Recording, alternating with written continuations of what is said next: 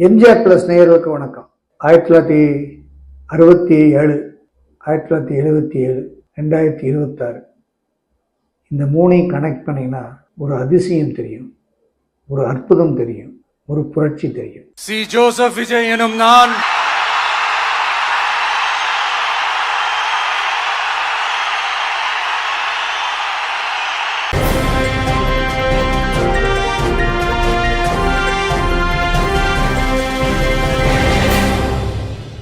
சட்டமன்ற தேர்தல் வரலாற்றில் 1967, 1977, இப்போ 2026 ஒரு புரட்சி நடந்திருக்கு அப்படின்னா அது ஒரே ஒரு காரணம் தான். இளைஞர்களால் உருவாக்கப்பட்ட ஒரு புரட்சி, அரசியல் புரட்சி.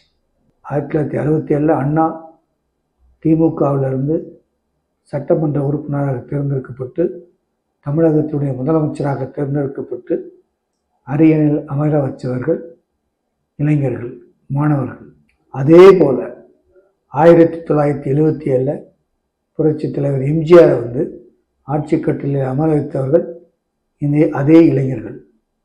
இப்பொழுது 2026 தமிழக அரசியல் வரலாற்றில் புதுமையாக புரட்சிகரமான ஒரு மாற்றத்தை உண்டாக்கி கொடுத்தது இளைஞர்கள் மட்டுமல்ல, பெண்களும்.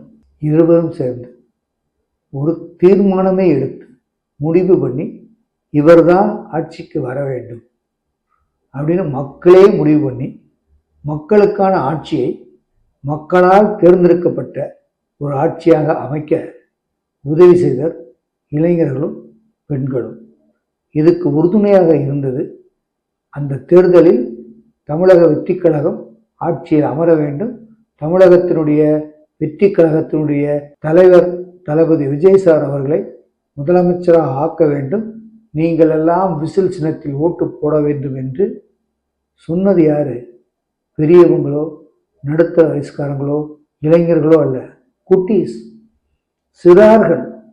அவங்க விசில் அடிச்சு அடிச்சு அடிச்சு தெருவிலெல்லாம் விஜய் வரணும், விஜய் மாமா வரணும், விஜய் மாமா வரணும், விசிலுக்கு போடுங்க, விசிலுக்கு போடுங்கன்னு பரப்புரை பண்ணி தங்களுடைய சொந்த அப்பா அம்மாவை எல்லாம் மாற்றத்திற்கான வழிவகுத்து கொடுத்தவர்கள் இந்த இளம் சிறார்கள். அதாவது சொல்லணும்னா நாளைய வாக்காளர்கள். அடுத்த வருஷமோ இனி 2 வருஷமோ அதாவது 5 வருஷமோ கழித்து வாக்களிக்க போகிற அந்த அரும்புகள், இளந்தளிர்கள், அவங்க தான் இந்த பரப்புரையை வெற்றிகரமாக தமிழ்நாட்டில் செஞ்சு முடிச்சாங்க. ஒரு மாற்றத்தை உண்டாக்கி கொடுத்த 2026 சட்டமன்ற தேர்தலில் அதை சாதித்து கொடுத்தவர்கள் மக்கள். ஏன்னா மக்களே முடிவு பண்ணி இந்த ஆட்சி அமைச்சிருக்காங்க. என்னுடைய 42 வருஷ அரசியல் வரலாற்றில் நான் இப்படி எல்லாரும் அரசியல் கட்சிகள் தேர்தல் களத்தில் நின்று வாக்காளர்களை சந்தித்து வாக்குகளை கேட்டு பரப்புரையை செய்து தன்னுடைய தேர்தல் வாக்குறுதியை முன்வைத்து இதையெல்லாம் நான் செஞ்சு கொடுப்பேன், எனக்கு வாக்கு கொடுப்பேன்னு கேட்பாங்க. ஆனால் மக்கள் மௌனமாக இருந்து எல்லா கட்சிக்காரர்களையும் அப்படியே பார்த்துக்கிட்டே இருந்து இனி நமக்கான ஒரு ஆட்சி வேணும், அதை நம்ம தான் தேர்ந்தெடுக்கணும்னு சொல்லி உண்மையான ஜனநாயகமான ஒரு தேர்தலை மக்கள் தேர்ந்தெடுத்து ஒரு வழியை காட்டியிருக்காங்க. இது நாளைய அரசியல் மாற்றத்திற்கும் நாளைய சந்ததியருக்கும் ஆரோக்கியமான ஒரு அரசியலாக பார்க்கிறோம். இதுக்கு ஒரு உதாரணம், இந்த முன்பெல்லாம் பெண்கள் அப்படிலாம் வீட்டில் உள்ள பெண்களையெல்லாம் டிவி செய்தி பார்ப்பாங்க, அப்புறம் காமெடி படங்கள் பார்ப்பாங்க. ஆனால் இப்போ பெண்கள் எல்லாம் அரசியல் பார்க்குறாங்க. அரசியல் அன்றாட அரசியல் என்ன மாற்றம் இருக்குது, என்ன நடக்குன்னு அப்டேட் பண்ணுறாங்க. அந்த அளவுக்கு அரசியலை பற்றி புரிஞ்சுக்கிட்டாங்க. இதுதான் பார்ட்டிசிபேட்டரி பாலிடிக்ஸ் சொல்லுவாங்க ஆங்கிலத்தில். தமிழக வெற்றி கழகம் தொடங்கி 3 வருஷத்துல எந்த கூட்டணி இல்லாமல் 108 தொகுதிகளை அள்ளி கொண்டு சேர்த்திருக்கிறது என்றால் அதனுடைய முழு வெகுமதியும் யாருக்கு சேரும் என்றால் அந்த இளைஞர் பட்டாளங்களும் பெண்களும் அதற்கு பரப்புரைக்கு உதவிய இளம் சிறார்களும். இந்த மாற்றம் அரசியல் வரலாற்றில் குறிப்பிடத்தக்க ஒரு நிகழ்வாகும். இந்த சமுதாயத்தில் எல்லோரும் நாம் எல்லோரும் சேர்ந்து ஒரு ஆட்சியை நடத்துவோம், எல்லோரும் சேர்ந்து இணைந்து ஒரு ஆட்சியை உண்டாக்குவோம், நாம் எல்லோரும் இணைந்து ஒரு ஆட்சியை, நமக்கான ஆட்சியை நாமளே தேர்ந்தெடுத்து நாமளே அந்த ஆட்சியை நடத்தி செல்வோம் என்பதை அவருடைய தலைமையில், மாண்பு முதலமைச்சர் தலைமையில் நடத்துவோம் என்று பரப்புரை செய்தார். அதை மக்கள் ஏற்றுக்கொண்டார்கள். தளபதி விஜயசார் அவர்கள் சொன்னதை மக்கள் நம்பினாங்க. அவர் சொன்னதை மக்கள் ஏற்றுக்கொண்டார்கள். அவர் சொன்னதில் ஏற்புடைய கருத்துக்கள் தான் என்று உளமாற உணர்ந்து கொண்டார்கள். இந்த மூணையும் சேர்த்து அவர்களுக்கு நம்பிக்கை கொண்டார்கள். யார் மேல்?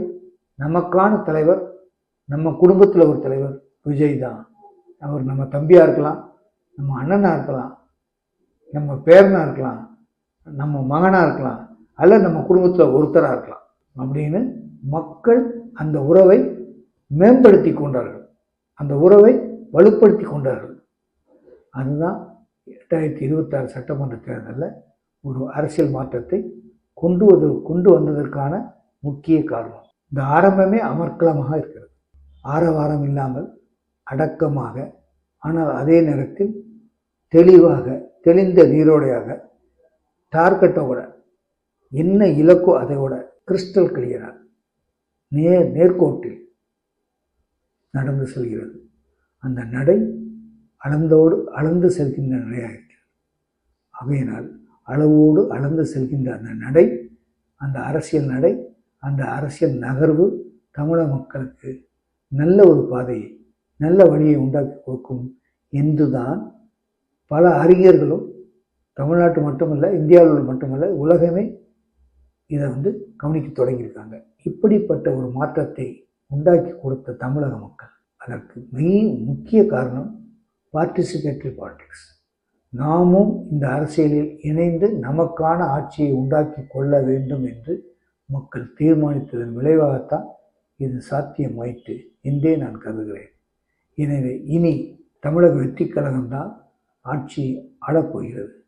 தமிழக வெற்றிக் கழகத்துடைய தலைவர் மாண்பு முதலமைச்சர் அவர்களால் இனி தமிழகத்தை இனி வரும் சந்ததியிற்கும் தலைவனருக்கும் ஒரு மக்கள் தலைவராக, எப்படி அண்ணா இருந்தாரோ, எப்படி காமராஜர் இருந்தாரோ, எப்படி புரட்சித் தலைவர் எம்ஜிஆர் இருந்தாரோ, அப்படி ஒரு தலைவராக, மக்கள் தலைவராக, அதாவது ஐகானிக் மாஸாக இருக்க போகிறார். அட்மினிஸ்ட்ரேஷனில் ஜெயலலிதா எப்படி இருந்தாங்களோ அதே ஷார்ப்போட, அதே டைனமிக் லீடர்ஷிப்பில் தமிழ்நாட்டை ஆட்சியை கொண்டு போக போகிறார்.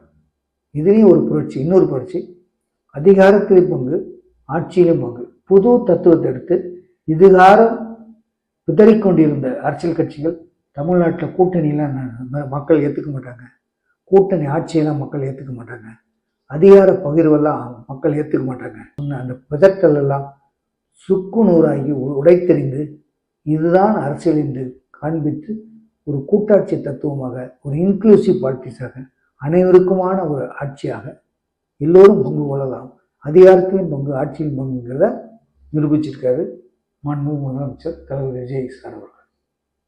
இதுவும் ஒரு அரசியல் வரலாற்றில் பொன் எழுத்துக்களை குறிக்கப்பட வேண்டியவை.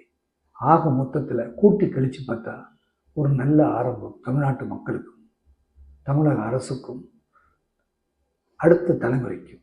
இதை நம்ம இப்படியே கொண்டு போய் இப்படியே நம்ம பழகணும்னா அடுத்த தேர்தலில் யாரும் 25 கோடி செலவழித்தேன், நான் 50 கோடி செலவழிச்சுங்கிற பேச்சுக்கே இடம் இருக்காது. மக்களும் அதை எதிர்பார்க்கவில்லை. நீங்கள் பணம் கொடுத்தாலும் நாங்கள் தீர்மானித்து விட்டோம் என்று மக்கள் ப்ரூவ் பண்ணிட்டாங்க. அதனால் இனிமேல் இந்த muscle power, money power Indian politics குறைகிறதுக்கு நான் அறிகுறி செய்து இது ஒரு நல்ல ஆரம்பம். இது ஒரு நல்ல ஜனநாயகமாக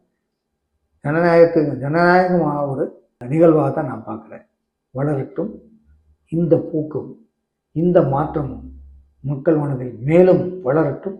தமிழகம் நல்ல அறிவுபூர்வமான, ஆராய்ச்சிபூர்வமான, அறிவார்ந்த ஒரு அரசியலை, நேர்மையான ஒரு அரசியலை நாமும் அரசோடு சேர்ந்து பங்களிப்போம் என்று சொல்லி விடைபெறுகிறேன். நன்றி. இனி தமிழக வெற்றிக் கழகம்தான் தமிழகத்தின் வழிகாட்டி. தமிழக வெற்றிக் கழகத்துடைய தலைவர் மாண்பு முதலமைச்சர் அவர்கள் தான் தமிழ்நாட்டின் மக்கள் தலைவரும் இல்லை, ஆட்சியின் தலைவரும் நிரந்தரமாக என்பதைத்தான் நாம் இனியும் காண்கப் போகிறோம். நன்றி மக்களே, வணக்கம்.